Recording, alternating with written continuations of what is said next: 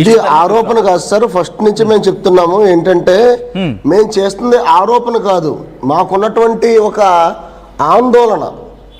ఏంటి ఆందోళన అంటే, ఇప్పుడు మీతో మాట్లాడిన విజయసారథి గారు ఎవరైతే ఉన్నారో ఆయన ఆ రోజున ప్రవీణ్ పగడాల గారికి పంచనామా నిర్వహించినప్పుడు ఆయన మొట్టమొదటి వ్యక్తిగా అక్కడ పంచనామాలో ఆయన ఉండడం జరిగింది సార్.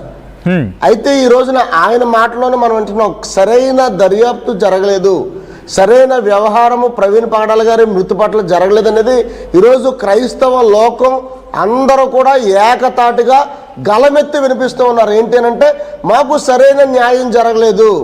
ఎందుకు అనంటే, ఒక వ్యక్తి చనిపోతే అది యాక్సిడెంటా అనేది పక్కన పెడితే, ఆ వ్యక్తి చనిపోయినప్పుడు ఏంటి ఎన్నో యాక్సిడెంట్లు జరుగుతున్నాయి సార్.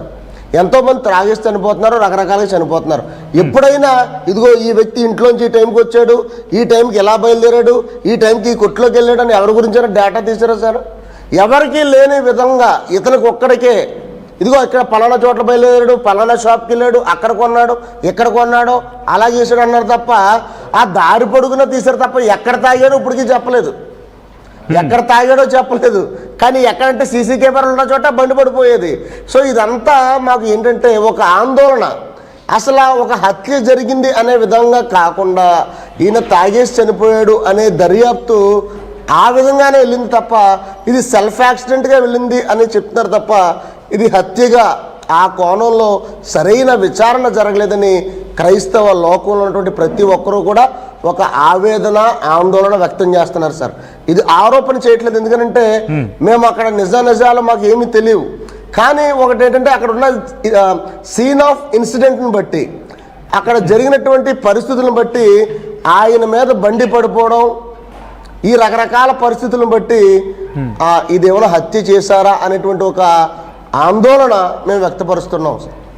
బట్ మధ్యలో కొన్ని అంటే అక్కడ టీ స్టాల్ దగ్గర కుర్రోడు మాట్లాడిన సందర్భం కావచ్చు, లేకపోతే ఇలా ఆ వైన్ షాప్ దగ్గర మనిషి మాట్లాడిన వ్యక్తి రియాక్షన్ కావచ్చు. ఓకే, దాని గురించి తర్వాత మాట్లాడే ప్రయత్నం చేద్దాం.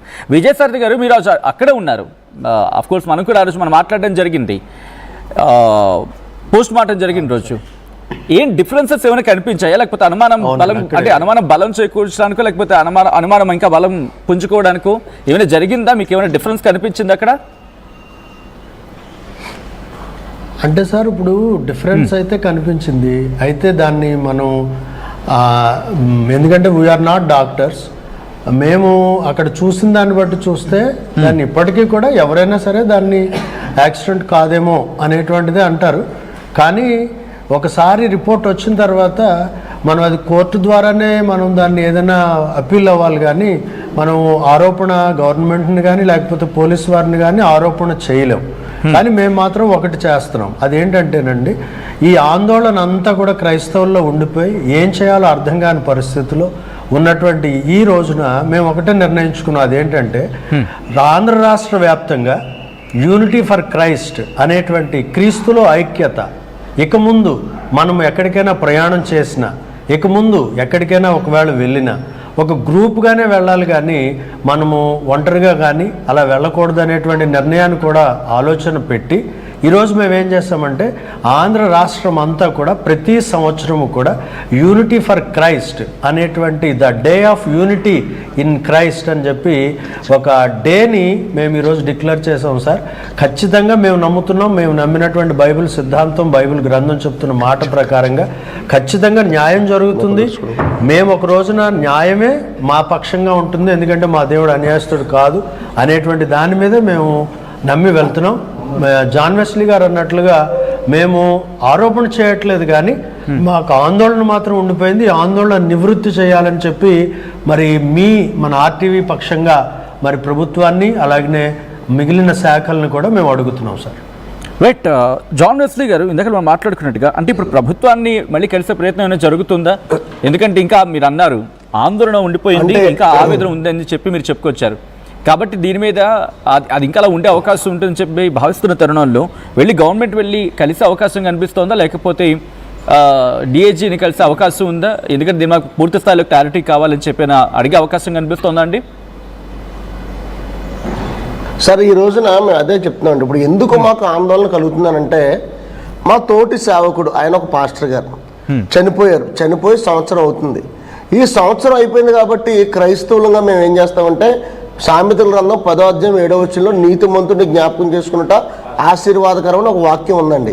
ఆ వాక్యాన్ని మేము బేస్ చేసుకుని ఆయన చనిపోయాడు కాబట్టి, ఆయన ఒక సేవకుడు కాబట్టి, ఒక నీతిమంతుడు కాబట్టి, ఆయన చనిపోయిన రోజున ఒక నివాళి అర్పిందామని చెప్పేసి ఆయన ఎక్కడైతే ఆయన దేహం దొరికిందో, ఆయన చనిపోయి ఆయన శవంగా ఉన్నటువంటి చోటు ఏదైతే ఉందో ఆ చోటు దగ్గరికి వెళ్ళి ఒక క్యాండిల్ వెలిగించి ఒక్క నిమిషం ప్రార్థన చేసి వద్దాం అని అనుకుని వెళ్తూ ఉంటే, ఈ రోజుకి సంవత్సరం అయిపోయిన తర్వాత సుమారు 30-40 మంది పోలీసులు, ఒక డిఎస్పీ గారు, ఎస్ఐ గారు, సిఐ గారు అక్కడ ఉండి ఇక్కడికి ఎవరూ రాకూడదు, ఇక్కడ ఎవరో క్యాండిల్ వెలిగించకూడదు, ఇక్కడ ఎవరో కూడా ఆయన చనిపోయిన చోటు రాకూడదని ఒక అణచివేత ధోరణి, ఒక నిరంకుశ పాలన. ఏంటండి, క్రైస్తవులంగా మేము వెళ్ళి ఒక క్యాండిల్ వెలిగించుకోకూడదా? క్రైస్తవులంగా మేము వెళ్ళి ఒక చిన్న ప్రార్థన చేసుకోకూడదా? అక్కడ చనిపోయాడు ఒక పాస్టర్ గారు. ఆయన ఎంత గొప్ప పాస్టర్ గారో, ఎంతమందిని ప్రభావితం చేశాడనే దానికి ఆయన చనిపోయిన రోజున 2 తెలుగు రాష్ట్రాలు ఉన్న క్రైస్తవులందరూ కూడా ఉవ్వెత్తున రోడ్ల మీదకి రావడం మనందరం చూసాం. అంత గొప్ప వ్యక్తికి నివాళులు అర్పిద్దామని వెళ్తే సారో కనీసం ఆయన ఫోటోకి అక్కడ పెట్టి చిన్న దండేసుకుందాం అన్నా కూడా మాకు పర్మిషన్ లేదండి. అంటే ఏంటి, ఈయన వార్త వినపడకూడదు. ప్రవీణ్ పగడాల అనేటువంటి ఒక పాస్టర్ గారు చనిపోయిన చోటు అందరూ మర్చిపోవాలి, ఇతను ఇక చరిత్రలో ఇతను లేకుండా చేసేయాలి అన్నట్లుగా ఏదో తుడిచివేత ధోరణిలో ఇది కనపడుతుంది. నిజంగా ఒకవేళ ప్రభుత్వాలకు ఇక దాంతో సంబంధం లేదనుకోండి, ఏమైపోద్దండి? ఒక క్యాండిల్ వెలిగించుకుంటే మేము వెళ్ళి ఏమైపోద్ది సార్? ఒక నిమిషం ప్రార్థన చేసుకుంటే ఏమైపోద్దండి? ఒక దండేసి నివాళులు అర్పిస్తే ఏమైపోద్ది సార్? కనీసం దానికి కూడా ఈ రోజున మాకు అవకాశం లేదు సార్. ఓకే, అందుకనే మేము ఏంటంటే మీ ద్వారా ఆర్టీవీ వారంటే మాకు అపారమైన గౌరవం, మర్యాద. ఎందుకుందంటే మా యొక్క గొంతుకుని మీరు వినిపిస్తున్నారు సమాజానికి, మా యొక్క వాయిస్ని, క్రైస్తవ సమాజం యొక్క గొంతుకును మీరు ఒక మీడియాగా మీరు అనేక మందికి తెలియపరుస్తున్నారు. కాబట్టి మీరంటే మాకు అపారమైన గౌరవం ఉంది. మీరు అంటున్నారు కదా ప్రభుత్వం దగ్గరికి వెళ్ళి మీరు వెళ్తారంటే, మమ్మల్ని కనీసం దండ అయినవ్వలేదు, మమ్మల్ని కనీసం క్యాండిల్ ఎలాగిచ్చిన ఇవ్వలేదు. మాకు అంత పెద్దవారు అపాయింట్మెంట్ మాకు ఎలా వస్తుంది సార్?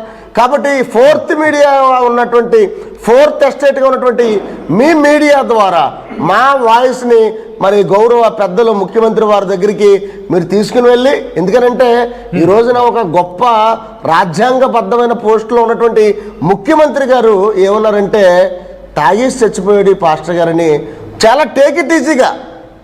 ఏమండి, ఈ రోజున సరిగ్గా మనిషి చచ్చిపోతే ఎవరిని అంటారు? చనిపోయిన తర్వాత ఒక్క నిమిషం, అక్కడ ఒక కుర్రాడు మాట్లాడుతూ, టీ స్టాల్ కుర్రాడు ఒక మాట్లాడిన స్టేట్మెంట్, దాంతోపాటు లిక్కర్ షాప్ దగ్గర ఒక వ్యక్తి మాట్లాడిన విజువల్స్ మీరు చూసారు.